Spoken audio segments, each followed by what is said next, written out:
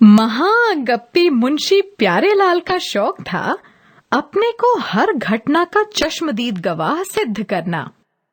पड़ोसन की गाय चोरी हो जाने पर जीवन में पहली बार अपने को उस घटना से जोड़ने से पहले तो कतराए, फिर गाय की खोज में इस हद तक शामिल हुए कि बेभाव की खाकर भी गाय खोज कर ही दम लिया।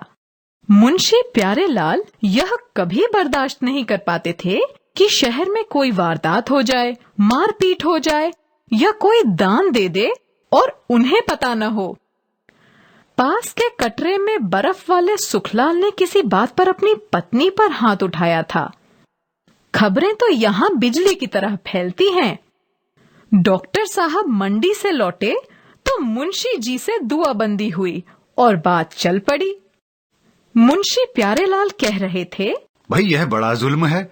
इन लोगों की आदत ऐसी होती है कि 4 पैसे पास होते ही दिमाग 7वें आसमान पर चढ़ जाता है। सुक्खू ने बिला वजह अपनी औरत का सिर फोड़ दिया। वह अस्पताल में पड़ी है। कब? अरे यही सवेरे। वह तो इत्तेफाक की बात थी कि मैं मुख्तार साहब से मिलने जा रहा था। बहुत दिनों से मुकदमे के कागजात उनके पास पड़े थे। राम नारायण के फाटक तक पहुंचा तो शोरगुल मचा हुआ था। सुखलाल अपनी बीवी को लाखों गालियां दे रहा था। भला बताइए, औरत जात से इस तरह पेश आना चाहिए? और बस गालियों के बाद उसने डंडा उठा लिया। मैं हक्का बक्का देखता रह गया। इतने में दर्शन जबरदस्ती किवाड़ खोलकर भीतर घुसा तो 4-6 डंडे उसके भी पड़ गए। भाई तब हमसे नहीं रहा गया। सब खड़े खड़े मुंह ताक रहे थे। मैं फिर हया शर्म छोड़कर भीतर घुस गया। सुखलाल किसी तरह बस में नहीं आता था। पर मेरी काठी। कहते कहते उन्होंने हसरत से अपनी बाहों पर निगाह डाली और बोले, फिर उसकी औरत को सीधे अस्पताल भिजवाया और सुक्खू को दर्शन के सुपुर्द करके लौटा। और जब कोई ऐसी घटना हो जाती जिसका वाकई उन्हें कोई पता पहले से न चलता और वे अपना संबंध उससे शीघ्र ही न जोड़ पाते, तो उन्हें ईमानदारी से पछतावा होता। फौरन निकल पड़ते और इधर उधर बहसियों की तरह घूमकर जो कुछ पता चलता मालूम कर लाते।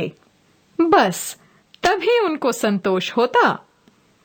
कोई बात यदि मुंशी प्यारेलाल को पहले से मालूम हुई तो फिर उसका और भी अधिक प्रचार होता, क्योंकि वे तंबाकू वाले की दुकान से लेकर कोयला ठेकेदार के गोदाम तक और वकील साहब के नौकरों से लेकर मुक्की कपड़े वाले की दुकान तक जो भी मिलता उससे चर्चा छेड़कर कुछ न कुछ जानने की कोशिश करते।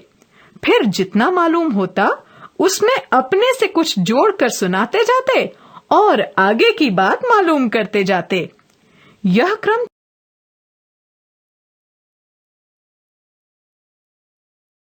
एक रात ऐसा हुआ कि छप्पर वाली बूढ़ी की गाय चोरी हो गई। बूढ़ी तो सोती रही और कोई गाय खोलकर ले गया। मुंशी प्यारेलाल बगल वाले चबूतरे पर चटाई बिछाए सो रहे थे। सुबह जब बूढ़ी ने रोना पीटना शुरू किया तो लोग जमा हो गए। मुंशी जी की तभी आंख खुली।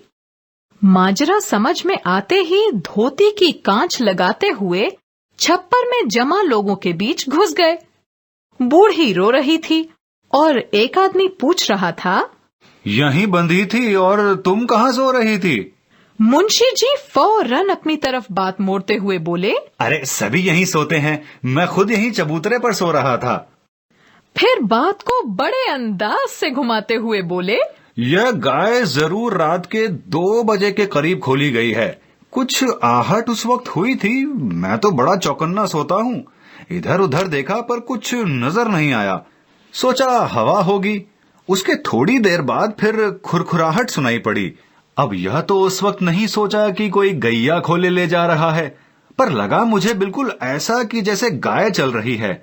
यही ख्याल आया कि शायद अपने थान पर उठक बैठक मचाए है। मच्छर परेशान कर रहे होंगे।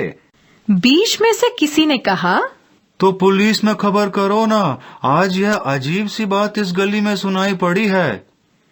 मुंशी जी ने पुलिस का नाम सुना तो थोड़ी आंखें मिचमिचाईं, जैसे आंखें पूरी तरह से खोल रहे हों।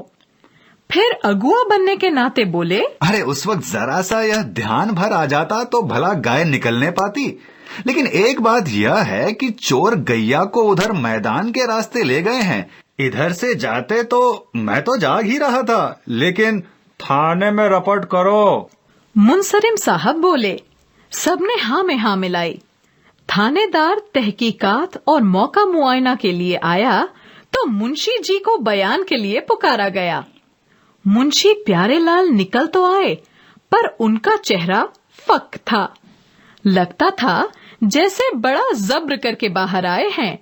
जब थानेदार ने उनसे पूछा कि आपको जो कुछ गाय की चोरी के मामले में मालूम है वह सब बता जाइए, तो मुंशी प्यारेलाल का बदन कांपने लगा और आंखें फैल गईं। उन्होंने जैसे असहाय पीड़ा झेलते हुए अपने चारों ओर खड़े लोगों को देखा और एक क्षण के लिए खामोश हो गए। जब थानेदार ने दोबारा पूछा तो उनका बयान कुछ इस तरह था। मैं तो हुजूर भीतर मकान में सो रहा था। दरअसल बात यह हुई कि सुबह के आसपास एक बड़ा डरावना सपना देखा। घर सुनसान था, सो तड़के ही चटाई लेकर यहाँ लुढ़क गया। घर में बड़ा डर लगता था। जब सवेरे आंख खुली तो जो सब लोग बात कर रहे थे वही मैंने भी दोहरा दी थी। मुंशी जी कहते जा रहे थे और उनकी गर्दन नीचे झुकती जा रही थी। नजर एकदम जमीन में गड़ाए हुए उन्होंने बड़ी मुश्किल से कहा था, हुजूर मैंने और कुछ नहीं देखा। इसके बाद मुंशी जी शाम को ही दिखाई पड़े। उनके चेहरे पर एक अजीब सी शिकस्त की परछाई थी, जैसे खुद अपने से ही हार गए हों। वे उस समय एक ऐसा आदमी खोज रहे थे जो उन्हें हिकारत से न देखे और वे उसके सामने दिल का सारा गुबार निकाल दें। कोई ऐसा मिले जो सिर्फ आज उनकी बात पर यकीन कर सके। पर जब गली से डॉक्टर साहब गुजरे तो चलते चलते बोले, मुंशी जी कम से कम आपको तो ऐसा नहीं करना चाहिए था। मुंशी जी ने सुना और अपने घर में घुस गए। अकेले बैठे बैठे न जाने क्या क्या सोचते रहे। तभी बगल वाले मकान से मुंसरिम साहब की कड़कड़ाती हुई आवाज उनके कानों में पड़ी। नहीं है दूध तो भूखों मरने दो। मेरे पास एक पाई भी नहीं है। जो उधार देने को राजी हो उसके घर से बांध लो दूध। पैसे तभी मिलेंगे जब पेंशन आएगी। सुबह मुंशी जी मुंह अंधेरे निकल पड़े। अगले 4-5 रोज घर पर नजर नहीं आए। एक रोज नजदीक के गांव से कोई आया था तो पता चला कि मुंशी जी नगला में किसी अहीर के यहाँ फौजदारी करने गए थे। उनकी जमींदारी के 5-7 किसान भी उनके साथ थे। लाठी चल गई थी। सुना था कि अपनी चोरी की गाय का सुराग लगाकर वहां पहुंचे थे। कैसे पहुंचे यह कोई नहीं जानता, पर गाय उन्होंने ले ली थी। उससे अगली सुबह मुंशी प्यारेलाल के साथ 3 और आदमी चले आ रहे थे और पीछे पीछे गर्दन झुकाए पूंछ हिलाती बुढ़िया की गाय चली आ रही थी, जिसकी रस्सी उनके हाथों में थी। गली में घुसते ही उन्होंने चारों तरफ निहारा। सभी लोग मुंशी जी और गाय को देखकर जमा हो गए थे। बूढ़ी अपनी गैया की गर्दन और मुंह पर हाथ फेर रही थी और मुंशी प्यारेलाल लोगों की आंखों में विश्वास खोजते हुए बयान कर रहे थे। पुलिस भला क्या कर सकती थी? मैं तो पहले से ही जानता था जो काम करना हो अपने बूते पर उठाना चाहिए। अरे साहब क्या गांव था, डकैतों का, खूनियों का। राक्षस जैसे आदमी हैं वहां के, पर सुराग तो लगता ही है। कैसे न कैसे पहुंचा वहां। मेरी नजर गड़ ही गई, बस लाठियां निकल आईं। कहते कहते उन्होंने अपनी बाह खोल दी थी, जो आज सचमुच लाठियों की मार से सूजी हुई थी। तो बच्चों, इस हास्य कथा के लेखक कमलेश्वर का जन्म 6 जनवरी 1932 को उत्तर प्रदेश के मैनपुरी में हुआ।